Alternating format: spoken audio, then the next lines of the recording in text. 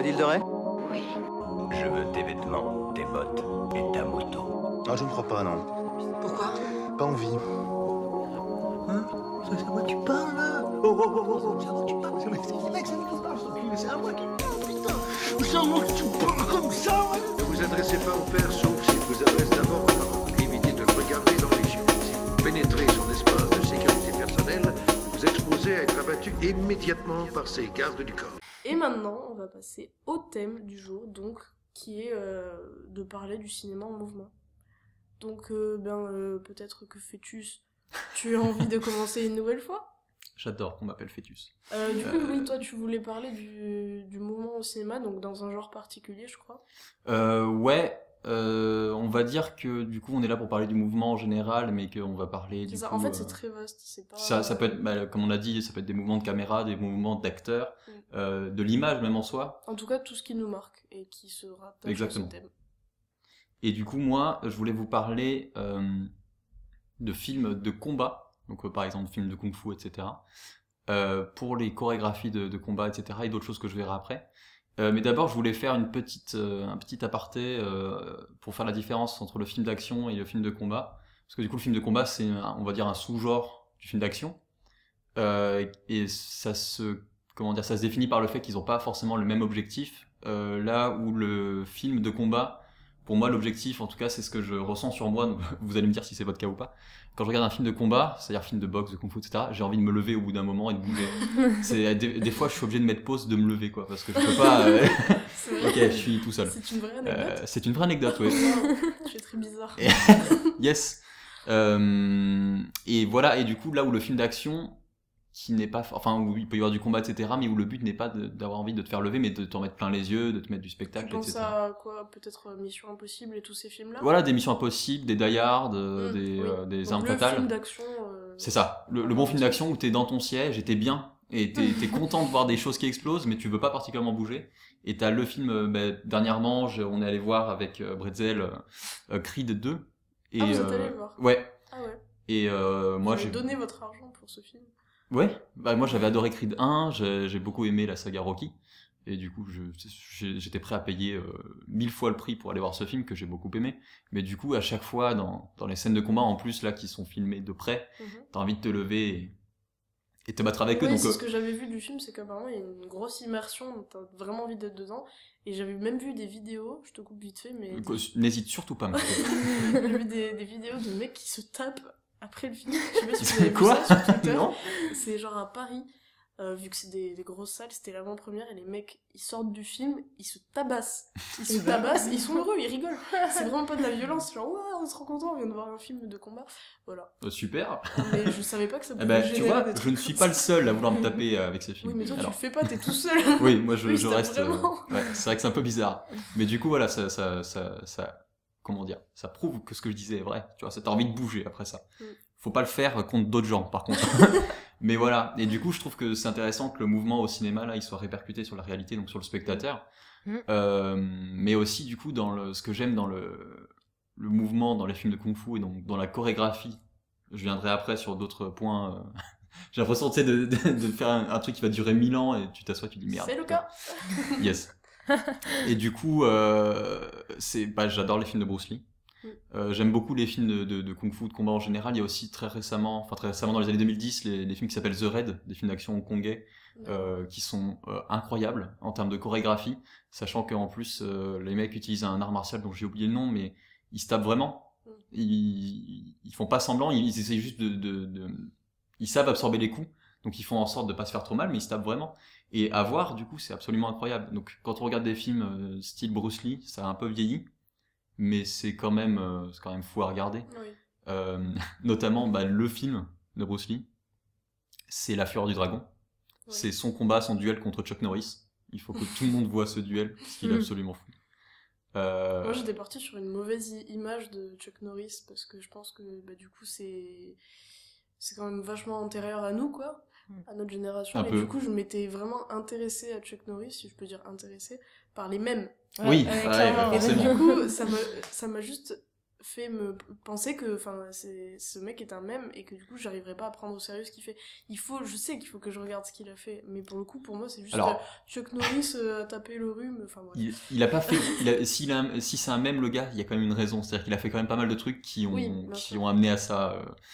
Mais à l'époque, il a quand même été champion du monde d'arts martiaux et de choses comme ça. C'est-à-dire que le gars, il sort pas de n'importe où, tu vois. Mais tu vois, c'est comme JCVD. En fait, j'arrive pas à prendre ces mecs au sérieux. Pourtant, je sais qu'ils ont fait des trucs sérieux. Et ben pour les CVD, il suffit de regarder JCVD pour le prendre au sérieux, tout simplement. Mais c'est marrant qu'on puisse rigoler. On a rigolé à toutes les blagues comme ça, tous les mèmes de ces gars-là sans vraiment savoir ce qu'ils avaient fait. Ils sont trop forts. Moi, justement, c'est à partir du même que je me suis intéressé au gars et que du coup, j'ai eu envie après de voir La Fureur du Dragon et je me suis dit, pour le voir, il faut d'abord que je vois les autres films de Bruce Lee, tu vois. Du coup, c'est marrant parce qu'on a vraiment un ressenti hyper générationnel, quoi. Enfin, nous, on le voit totalement autrement. Ouais, alors après, du coup, moi, depuis que j'ai vu d'autres choses, je le vois même plus comme un même. Enfin, ça revient quand même.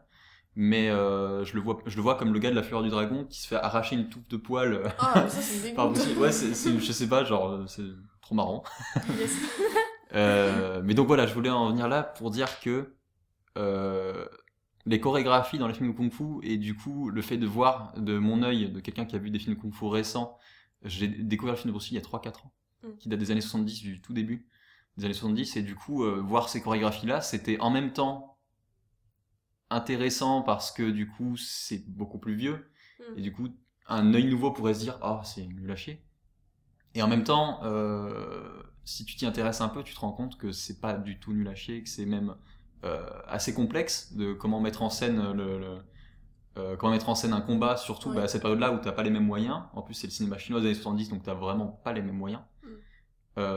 Et du coup il y a certaines si on y regarde bien, il y a certaines chorégraphies qui sont incroyables à regarder, notamment aussi dans La Fureur de vaincre. Début, il se tape dans un dojo contre 30 gars.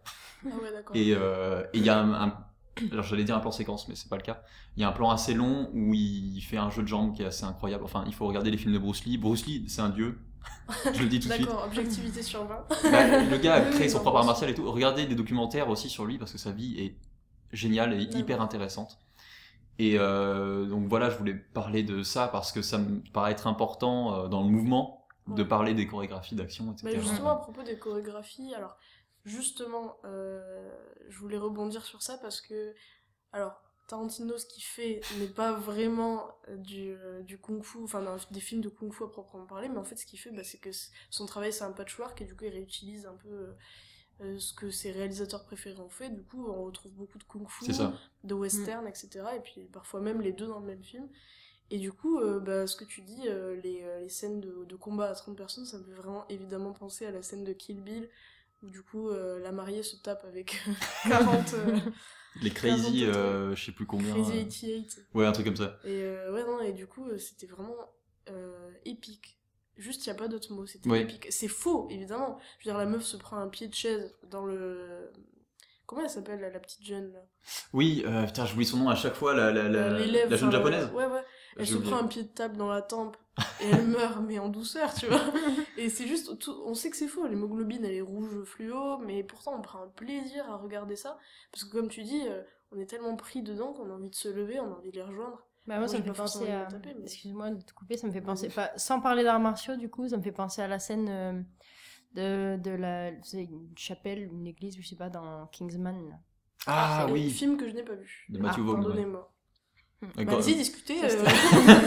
Non, c'est vraiment une grande scène et c'est vrai qu'elle a marqué tout le monde et qu'en termes de mouvement, elle est... C'est vrai, elle est très marquante. Mais du coup, c'est Tarantino qui disait, et bien sûr cette information n'est pas vérifiée, comme toutes les autres informations de ce podcast, il me semble que Tarantino disait, on parle aussi beaucoup de Tarantino, c'est une constante. Évidemment. Il disait que selon lui, les scènes les plus dures à réaliser sont les scènes d'action.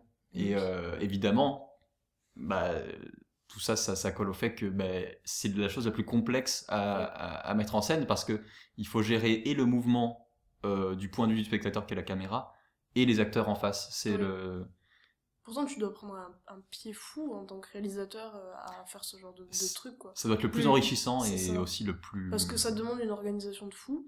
En même temps, toute ton énergie, ton envie et tout, tu la mets dans ces scènes-là et ça se ressent dans celle-là, elle est folle.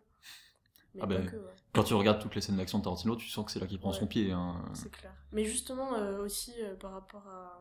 Je reviens un petit peu sur la comédie musicale, parce qu'évidemment, quand on parle de mouvement, moi je pense direct à ce genre. Et du coup, je pensais aux chorégraphies. Alors évidemment, je cite La La Land, mais c'est hyper mineur comme film.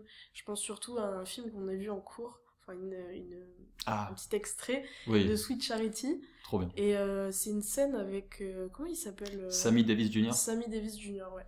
Qui c'est sa seule scène dans le film et du coup en fait il est le prêtre du Rhythm of Life. Daddy, c'est Daddy. Et en fait c'est une scène incroyable de rythme, de musique, et pour le coup là on était en cours mais j'avais vraiment envie de me lever. Ouais, la même. J'avais envie de danser, j'avais envie de revoir la scène 1000 fois. Moi je l'ai revu 5-6 fois en rentrant chez moi. Elle était ouf. Et non, mais du coup, voilà, c'est pour ça, le côté chorégraphié, en fait, ça peut parfois faire peur, je pense, parce que justement, comme tu disais, dans les films un peu plus récents, quand on amène un truc chorégraphié, je pense que l'essence de la comédie musicale, c'est aussi d'arriver à ces moments de rythme et de danse et de chant, sans que ça heurte le spectateur. Ouais. C'est-à-dire qu'il faut que ça s'intègre dans l'histoire le plus naturellement possible, que ce soit un monde où c'est normal de chanter, de danser comme ça d'un seul coup. Et peut-être que c'est ce qui manque dans les films actuels. Moi, par exemple, La La Land, j'ai beaucoup aimé, mais j'avoue qu'il y avait des moments de danse et de chant qui auraient pu être un peu mieux amenés. Je pense que c'est en partie parce que il y a beaucoup moins de mimes, de choses faciales. Ouais. Ça, c'est un peu démodé. J'ai pas l'impression qu'il y en ait eu dans La La Land ni rien. Et du coup, quand ils miment, quand ils ont des expressions faciales fortes, on a l'impression que ça s'intègre à la fois à de la parole, à leur jeu, et aussi dans la danse, dans l'expression, tout ça. Du coup, c'est peut-être plus fluide, et peut-être plus spectaculaire, c'est plus théâtre que vraiment... Et puis c'est peut-être une tradition qui s'est perdue oui, aussi, voilà. de faire des chorégraphies et tout, parce que je pense qu'il y avait un côté, comme on dit, un contexte historique avant, qui fait que les gens avaient peut-être, en période de guerre ou quoi, avaient envie de danser, de se changer les idées, et que là, c'est pas vraiment le cas, donc c'est peut-être un peu plus superflu, mais en tout cas c'est ce qui manque des fois, je pense. Moi j'ai aussi l'impression qu'il y a tout le monde aujourd'hui, quand tu dis comédie musicale, des gens qui se mettent à danser n'importe comment, dans la culture populaire aujourd'hui c'est Bollywood. C'est un peu ça. Du coup j'ai l'impression que c'est rentré dans l'inconscient collectif que comédie musicale hyper fantaisiste, on va dire, parce qu'il y en a qui sont... La La Land n'est pas si fantaisiste que ça, hein, en termes de comédie musicale, ça reste assez réaliste. Bon, il y a un moment où ils s'envolent tous les deux, non, je sais pas où, mais ça reste quand même les pieds sur terre. Hein. Alors que quand tu te dis à un moment, les gars parlent et se mettent à danser, à chanter, etc., tu penses à Bollywood. C'est vrai. Et du coup, j'ai l'impression que c'est ce genre de film, des fois, qui sont hyper marqués par un lieu ou par une époque et que les gens n'arrivent pas à s'en défaire. Un peu comme le western où il en existe toujours, mais c'est très marqué américain quand même. Et du coup, est-ce que ça vient de là, le fait que les gens sont pas tant en demande que ça de comédie musicale? Je pense qu'en fait, il y a un côté ridicule qui s'est implémenté au cours du temps.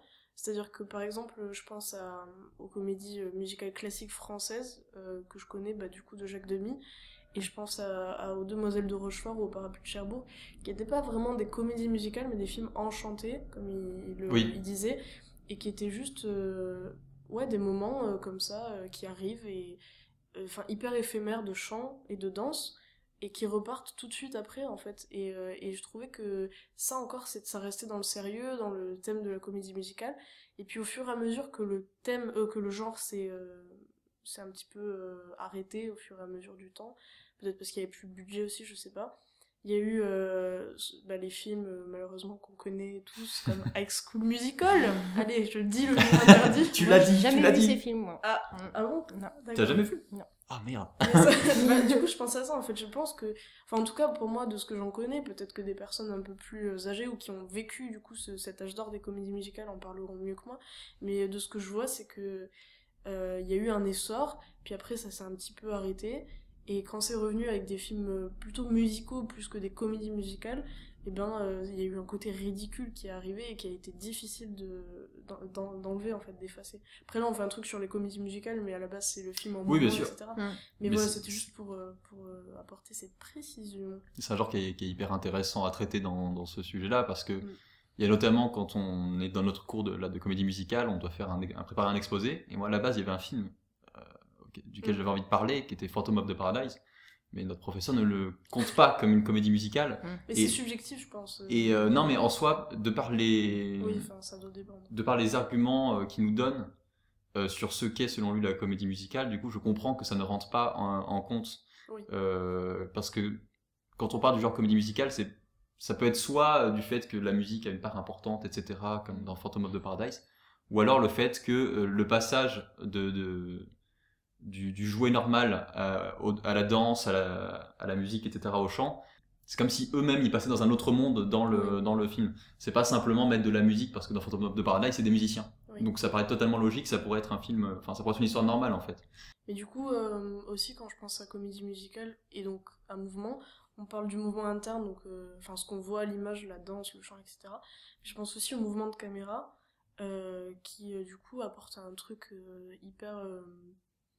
comment dire, vivant, rythmé. Vivant, oui, mais aussi un peu, comme tu disais tout à l'heure, quand tu disais que dans La La Land, il s'envole, etc. Ouais. C'est... Je sais pas, en fait, ça fait rêver les mouvements de caméra. Comme ils nous immergent dans le film, on a envie d'y être, et c'est aussi grâce à cette caméra que ça rend le truc plus rythmé, quoi. Parce qu'il y en avait un plan fixe de mecs qui dansent, je sais pas si on aurait aussi envie de danser, quoi. Bah, c'est le fameux travelling arrière avec une grue qui monte au-dessus de tous ceux qui dansent. En plus, il y a le côté aussi regard caméra. Ah oui, c'est vrai, ça. C'est qu'il s'adresse à toi. Ouais. Et c'est con, mais... Bah, ça nous donne envie d'y être. C'est ça, on te dit, rentre dans la danse, quoi. C'est vrai. Mais ouais, après, quand je pense à des mouvements de caméra aussi qui peuvent nous mettre dans l'histoire, alors dites-moi si vous êtes d'accord, mais je pense au plan séquence. Mais celui-là, il est un peu... Alors, le plan séquence qui en soi n'est pas un mouvement en soi, oui, voilà. Mais qui généralement est traité de manière complexe avec du mouvement, parce que un plan séquence fixe, ça peut être un choix qui est super intéressant, on en discutait. On en parlera peut-être une autre fois, mais en tout cas, moi je pensais plus à, par exemple, le plan séquence de Birdman. Oui. Qui du coup, lui, c'est une danse. Et quand je pense à une chorégraphie, je pense pas à une chorégraphie des acteurs qui sont devant la caméra, mais bien à une chorégraphie des membres de l'équipe technique qui doivent du coup se taper une organisation monstre pour que, je sais pas, un plan séquence de 5 minutes, ça prend des plombes à faire, quoi. Et puis, non plus, on peut pas faire 1000 prises. Donc du coup, c'est pour ça, genre, tout le monde doit avoir son petit rôle. Et je trouve que c'est fou parce qu'en fait il y a du cinéma dans le cinéma et c'est ça qui est assez parce que du coup Birdman c'est un film qui est presque intégralement en plan séquence, c'est ça. Bah, c'est des faux, qui ont été raccordés numériquement, mais quand même on donne l'impression, l'illusion que ça a été fait en plan séquence. Et le point commun que je mettrais entre Birdman et les comédies musicales, c'est que Birdman traite d'une pièce de théâtre.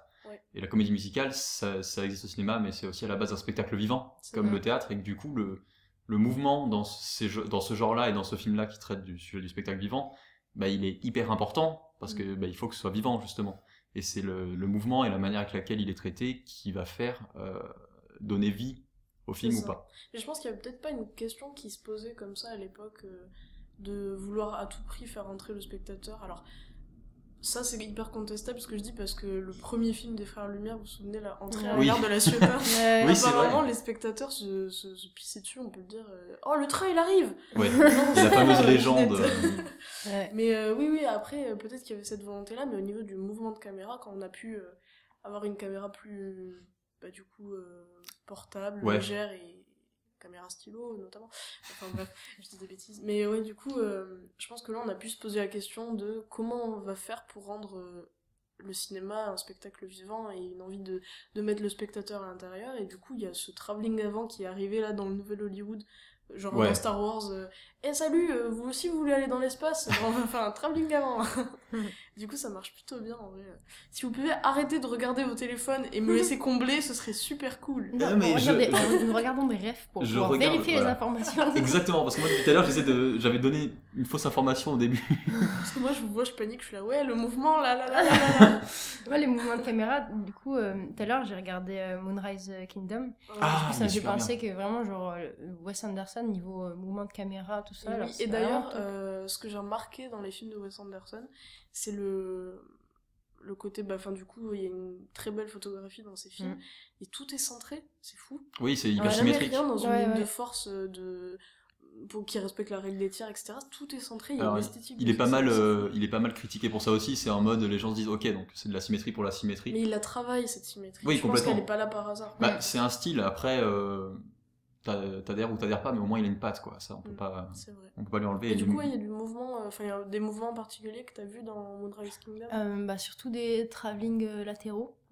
Et souvent, il fait justement un bon travelling latéral, et après un travelling avant, pour se rapprocher, et il fait souvent ça. Et puis, j'ai essayé de regarder s'il y avait vraiment beaucoup de plans fixes. C'est vrai qu'il y en a, tu vois, c'est pas juste, c'est jamais juste du mouvement pour du mouvement. Et c'est toujours très propre, je trouve, très structuré, et il n'y a pas trop de trucs entre guillemets vomitifs ou quoi, il n'y a pas trop de... Oui, c'est très cadré ce qui fait voilà. Et bien équilibré et tout. Mais ce qui serait marrant à faire, je pense, c'est pour ce genre de réalisateur en tout cas qui fait ça, c'est de dessiner les mouvements qu'ils font, peut-être parce qu'il y a une grosse géométrie, ça pourrait être hyper intéressant, je trouve. Complètement. Et d'ailleurs, vu que tu parlais de travelling latéral, je voulais en parler un petit peu. Parce que moi, c'est un des mouvements que j'aime le plus. Parce qu'il y a eu un de mes films préférés, que je considère peut-être comme mon film préféré, c'est Old Boy, de Park Chan-wook, un film coréen de 2003. Et une des scènes qu'il y a dedans, c'est une des scènes les plus connues. C'est un plan séquence, en travelling latéral, dans un couloir, d'un mec qui se combat au marteau contre 15-20 gars. Ah oui, d'accord. Et cette scène est assez connue, et elle est dingue. Et en fait, il y a plein de gens qui ont voulu voir le film parce qu'ils avaient vu la scène. Ah oui, d'accord. Voilà. Et du coup, moi, j'ai vu le film 15 fois, et cette scène, je l'ai vue 40 fois, parce que je la trouve vraiment incroyable. C'est vers la fin, non? C'est entre le milieu et la fin, on va dire. D'accord. Juste avant, il a arraché les dents d'un gars. Donc voilà, si vous êtes un peu sensible, le film est quand même moins de 16 ans, mais je vous le conseille grandement, il est quand même excellent. Et au pire, juste cette scène, elle est incroyable. Et justement, je voulais en parler parce que j'ai trouvé ce plan, je l'ai mis en lien avec d'autres plans que j'avais vus, notamment le plan dans 300 qui est très connu aussi, qui est un travelling latéral, où tu suis, j'ai oublié son nom, le nom du personnage principal qui défonce des guerriers, et en gros tout se passe en travelling latéral, puis t'as des petits zooms qui viennent vers lui, il y a un dézoom pour revenir à l'échelle de plan du départ, qui continue, etc. Et dans un autre film qui s'appelle Transpersonnage, est-ce que c'est de Bong Joon-ho, je ne sais plus. Je crois. Ah, j'ai pas envie de dire de bêtises. Ouais, j'irai vérifier après. Il me semble que c'est Bong Joon-ho, en tout cas c'est un réalisateur coréen. Que des films bien heureux. Et pas pour les enfants, donc s'il y a des enfants qui nous écoutent, il y a des super travelling latéraux dans Tipeee également. Je suis désolé. Que je vous invite à regarder. Mais du coup, il y a un travelling latéral comme ça aussi, parce que ça se passe dans un train. Et du coup, l'idée du couloir et du train, voilà, il y a une scène d'action qui se passe. Il est très beau ce film. Déjà, le film est excellent en fait. Je vous conseillerais principalement le Transpersonnage et Old Boy et 300. Il est sympa, mais sans plus, je trouve. Dit-il en faisant une danse des épaules. Voilà, que vous ne pouvez pas voir, mais c'est pour vous. Et du coup, il y a ce plan-là aussi dans le Transpersonnage. Et à l'époque, j'avais interprété ça comme le fait que ces trois films, en fait, sont des adaptations de comics ou de BD. Et qu'il y a peut-être une volonté, selon moi, de rendre un petit hommage aux médias de base. C'est de rendre le truc un petit peu comme case par case. Case par case, voilà, qu'on suivait. Et puis, c'est sûrement tombé à l'eau, parce que j'ai entendu dire après que le plan de Old Boy, à la base, il était très... il était monté, tu vois, il était censé y avoir une centaine de plans, en fait, pour cette séquence, qui se sont dit, ouais, non, on le fera en un plan. Ah, d'accord. Donc... Est-ce que la volonté venait de ça ou pas? Je ne sais pas. Mais en tout cas, c'est marrant que quand même dans ces films qui se ressemblent pour beaucoup de traits, tu vois, c'est des adaptations de bandes dessinées, des films un peu adultes, c'est une séquence de combat, qui est cette singularité, ce point commun qui les lie, et qui m'a fait du coup moi apprécier ce plan-là. Que du coup j'essaye d'intégrer dans chaque film que je fais. Tu parles d'autres médias comme la BD, etc. Peut-être que Flo, vu que tu fais de la danse, peut-être que ça te parle un peu plus, le côté... alors du coup j'imagine que la comédie musicale c'est un genre qui te parle un peu plus, mais peut-être qu'il y a des films où la danse au cinéma t'intéresse, et peut-être qu'il y en a dont tu as envie de parler. Hors comédie musicale, après j'ai peur de raconter un peu ma vie, mais on est là pour ça. C'est la psychothérapie du jour. Bonjour. Les premiers films que j'ai regardés de danse, comédie musicale ou non, je pense que tout le monde les connaît. C'est Billy Elliot, c'est Grease, Flashdance et Black Swan. Je l'ai vu quand j'avais 10 ans, donc beaucoup trop tôt. Franchement trop tôt, et je l'ai détesté. En plus, il y avait des scènes vraiment, c'était comme si j'avais regardé un film d'horreur. Tu le revoyais aujourd'hui En fait, je l'ai vu 3 ans plus tard, et c'est devenu mon film préféré pendant un long moment. Parce que j'ai vraiment kiffé, sans spoil, sans divulgacher, comme disent les Québécois. Qui a un très beau mot, je trouve. C'est très joli, oui, c'est un très beau mot. J'ai vraiment aimé le fait qu'elle soit je crois qu'elle s'appelle Nina, le personnage de Nina, il me semble. Nina Ricci. Non, c'est pas non. Nina. D'accord. C'est un nom. En fait, elle est tais-toi. Oui, que le personnage de Nina se prenne tellement dans son rôle et soit tellement perfectionniste qu'elle se perd dans ses bons côtés comme dans ses mauvais, soit le signe blanc ou le signe noir. Et c'était vraiment, ça m'a... La deuxième fois que je l'ai vu, ça m'a troué le cul, quoi. Et déjà, c'est une information... La voix douce. Ouais. Ça m'a troué le cul. Moi, personnellement, j'ai pas du tout aimé le film. Mais je le trouve... Toi, je crois que t'aimes pas trop Darren Aronofsky. Je le déteste. Yes. Non, vraiment dire qu'on déteste. Non, juste, j'ai jamais aimé un de ses films. Pas de haine ici. J'ai jamais aimé un de ses films, mais je les trouve... là où je voulais en venir, c'est que je le trouve intéressant, pour le coup, le film. Et qu'en termes de mouvement, il est aussi intéressant parce que il y a jamais de plan fixe dans le film, pour la simple et bonne raison que des fois il y a une volonté de pas trop bouger, mais que c'est une caméra portée, épaule, et que du coup ça c'est aussi hyper intéressant, le choix dans les films ou non de mettre un pied ou de ne pas mettre de pied, parce que quand on met pas de pied, même si on essaye de bouger le moins possible, il y a du mouvement, et ce mouvement il est voulu, parce que sinon on aurait mis un pied. Peut-être aussi que le fait que la caméra soit portée, je pense que c'est parce que c'est de la danse aussi. Et du coup, plus facile à suivre. Puis pour montrer un peu peut-être le flou, la folie, c'est vrai. Côté un peu et d'ailleurs, mais il joue brouillard. beaucoup sur la dichotomie dans ce film-là, c'est toujours blanc, noir, etc. Et je pense que aussi il y a, il me semble, une scène où elle est en train de répéter toute seule, et d'ailleurs elle commence à perdre un peu la boule, et elle se voit dans le miroir, ou je sais plus. Oui, à plusieurs reprises, il me semble ça. qu'elle se voit. Et du coup, je sais pas si c'est en caméra portée. Si. Je crois, oui. Et là, vraiment, il y avait une angoisse qui montait, que je me suis dit, parce que j'étais partie avec l'a priori au début, bon, c'est un film de danse. Après, j'ai repensé que peut-être il y avait aussi le fait d'avoir un rôle, t'as une pression de fou, surtout ce rôle-là. Et du coup, c'est à ce moment-là, je trouve qu'il y a un petit peu le climax, genre qu'est-ce qui lui arrive et tout, et je trouvais que c'était super bien niveau mise en scène, narration, c'était vraiment c'était parfait. Voilà. Je suis d'accord. Même si tu n'as pas aimé. Il n'empêche que je l'ai pas aimé. Mais qu'est-ce que t'as pas aimé dans le film?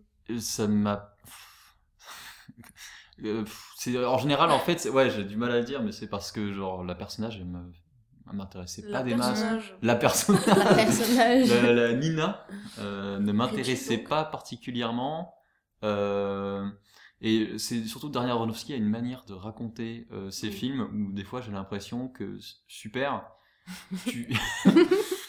en fait, il veut raconter une histoire sur l'histoire en négligeant l'histoire de base. C'est-à-dire que lui, il met une importance sur la métaphore et sur la seconde lecture, et j'ai l'impression qu'il laisse de côté la première, ce qui fait que si j'ai envie de suivre le film pour ce qu'il est de base, je n'ai rien d'intéressant à mettre sous la Après, je pense que ce côté-là de métaphore trop importante, c'est beaucoup plus dans Mother. C'est beaucoup plus dans Mother, mais dans Black Swan, tu parlais de dichotomie blanc-noir, il y a évidemment... Tu penses qu'il joue trop dessus, en fait? Pas trop, en soi c'est bien ce qu'il a fait, mais il me faut du reste, il me faut de l'histoire de base, il faut qu'elle soit... Alors, du coup, c'est pour ça que je dis que j'aime pas et pas que je trouve que c'est mauvais, parce que c'est pas mauvais en soi, c'est juste que moi, personnellement, j'ai besoin... Et du coup, mais juste dans Requiem for a Dream, ça t'a fait le même effet? Alors, Requiem for a Dream, je l'ai vu quand j'avais 12 ans. Et idée aussi. Vous êtes con ou quoi?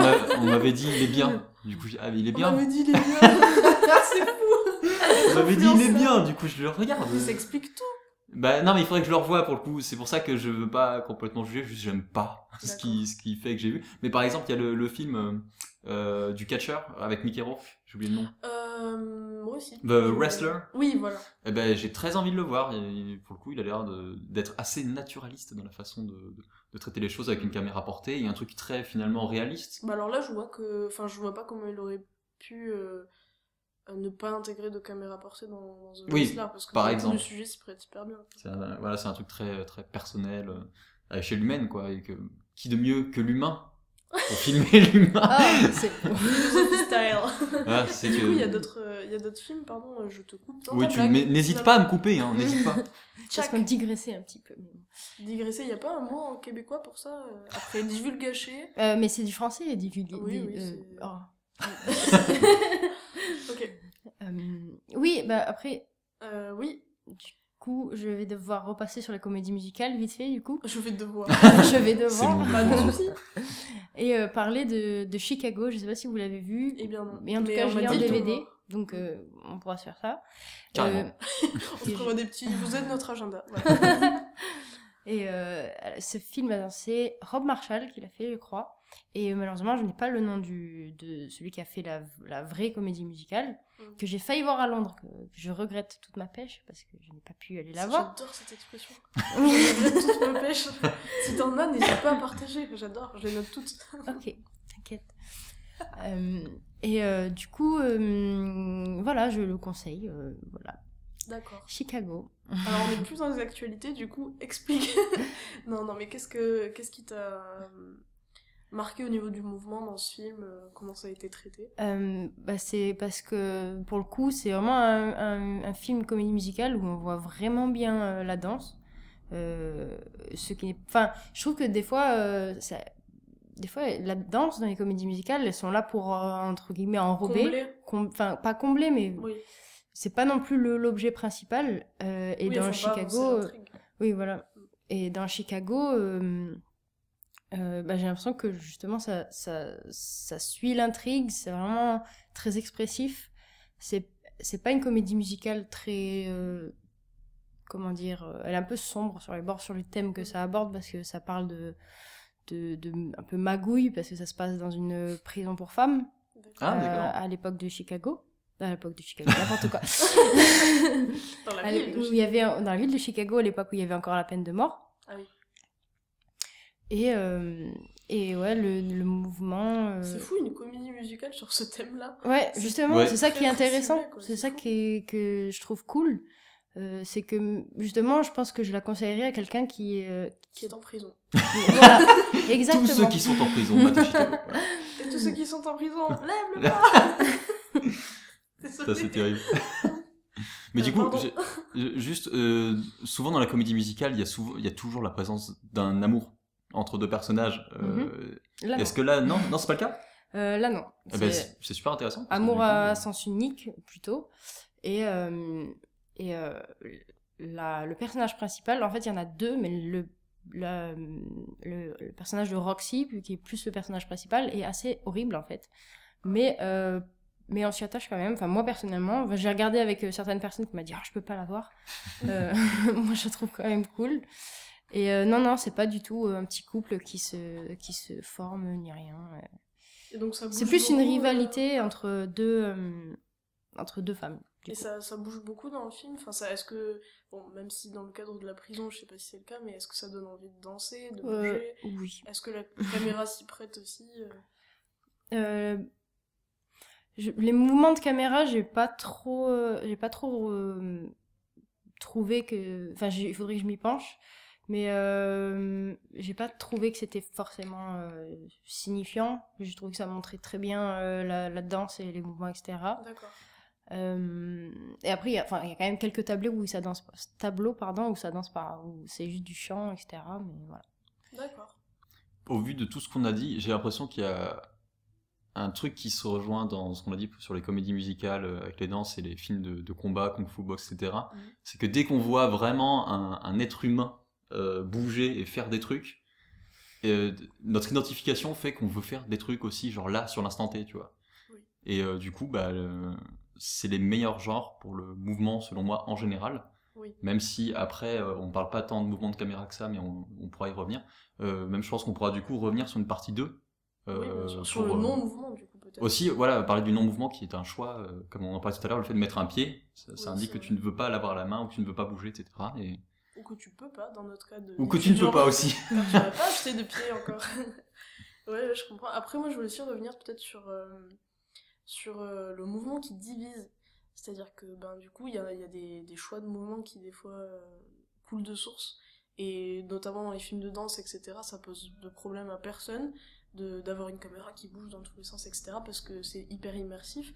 Mais par contre, moi, je pense aux films un peu plus expérimentaux, je sais pas si c'est vraiment un terme, mais je pense aux films, par exemple, de Gus Van Sant, où c'est, par exemple, je pense à Elephant, où c'est des longs moments de plan séquence marché, ou justement pas, un plan fixe avec un mec qui marche, et en soi tu pourrais couper dans un film normal. Mais non, dans les films de Gus Van Sant, tu regardes le mec marcher jusqu'au bout, et ça je trouve ça hyper intéressant, parce que ce côté mouvement-non-mouvement, ça frustre en tant que spectateur, parce que comme tu dis, le mouvement donne envie de rejoindre la personne, etc. Mais là, t'es frustré de fou parce que t'as envie que ça se termine, ou au contraire, t'as envie de le rejoindre. Et je trouve que ça, c'est une bonne utilisation de la caméra et des personnes à l'intérieur. Et c'est pour ça que j'adore Gus Van Sant. Voilà. C'est une déclaration d'amour. Gus Van Sant, si tu nous écoutes. Ça peut même être un sujet de savoir quand couper, tu vois. C'est un truc qui est hyper intéressant. Et du coup, on reviendra sur le mouvement sur un prochain épisode. Oui, voilà.